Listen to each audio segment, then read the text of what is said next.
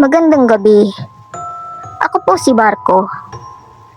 Isa ho akong nurse sa isang pampublikong ospital sa Maynila.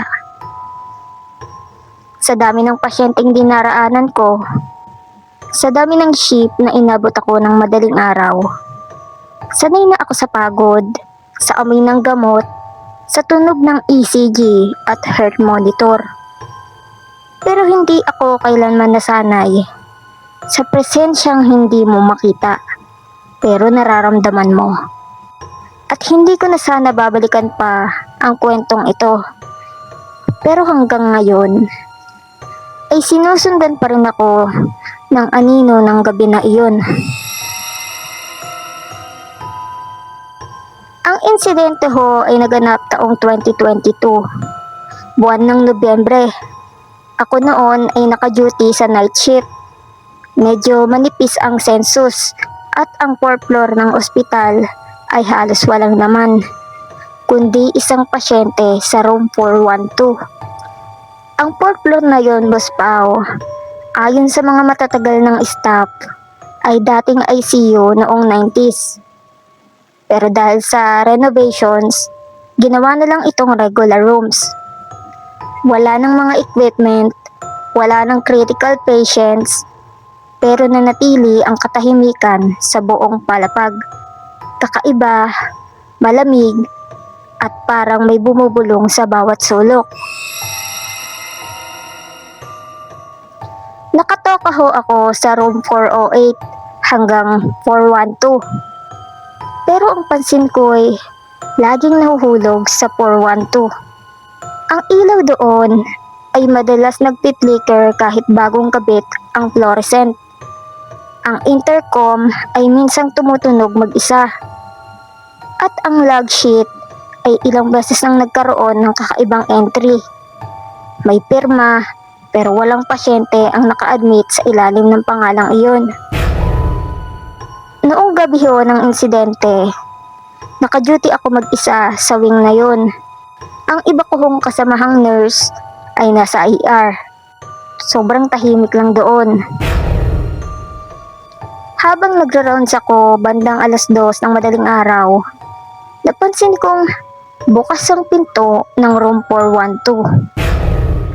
Pero dapat, Boss Pao, ay nakasara na iyon. Ang pasyente doon ay si Lola Maring, isang diabetic na ginagamot dahil sa infeksyon. Mabait siyang matanda, tahimik at hindi marunong magreklamo. Pero nang sumilip ako, wala siya sa kama. Walang tao sa loob. Nakita ko ho ang bedsheet. Lukot-lukot, parang may pilit na lumabas. Ang aircon ay bukas, pero ang lamig ay kakaiba. Hindi iyon natural, kaya agad na tumayo ang balahibo ko. Boss Pao, lumapit ako. Tinawag ang pangalan ni Lola Maring. Ngunit walang sagot. Baka nag-CR, sabi ko sa sarili ko. Pero habang pabalik ako sa nurse station para i-check ang CCTV, dumaan ako sa hallway.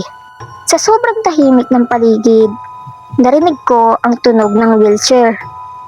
Yung lumang klase na may maingay na gulong. Pero Boss Pao, wala akong kasamang orderly. Lahat ay nasa baba. Paglingon ko sa dulo ng koridor, nakita ko ho ang isang babaeng nakaupo sa wheelchair. Nakatalikod iyon, mahaba ang buhok, puting-puti ang hospital gown. Nilapitan ko siya. Nangako ako sa sarili ko, isa lang itong pasyente. Pero habang lumalapit ako, dahan-dahan din siyang umikot. Hindi niya ginamit ang kamay. Parang kusa siyang pinihit ng hangin. At sa ilalim ng buhok, nakita ko ang mukha niya. Hindi siya si Lola Maring.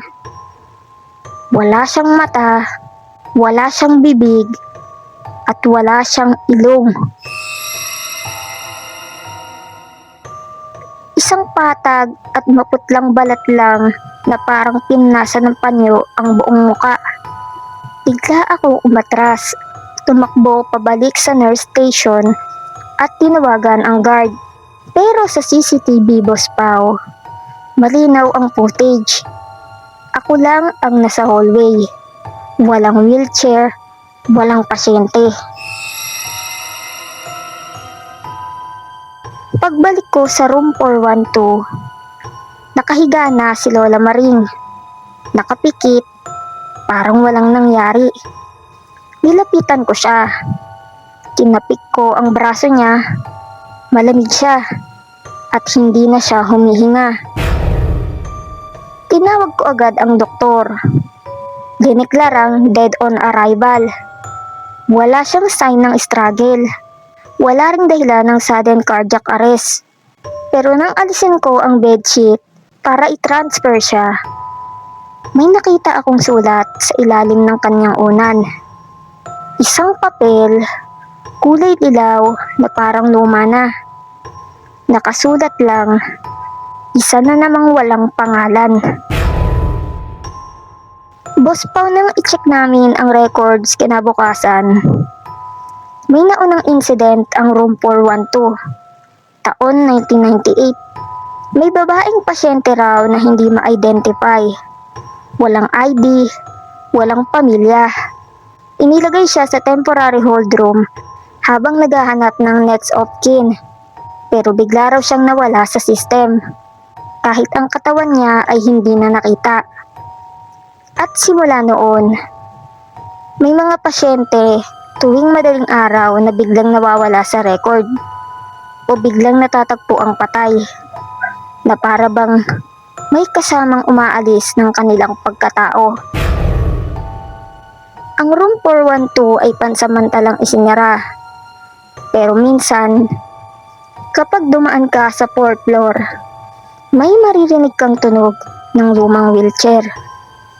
At minsan, mararamdaman mong may nakaupo sa likod mo habang nagbaband paper ka ng chart.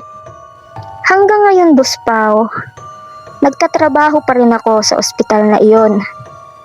Pero tuwing madaling araw, hindi na ako tumitingin sa mga salamin ng hallway. Hindi na rin ako dumadaan sa 4th floor ng mag-isa. Kasi baka makita ko na naman siya. Ang babaeng walang muka, ang babaeng walang pangalan.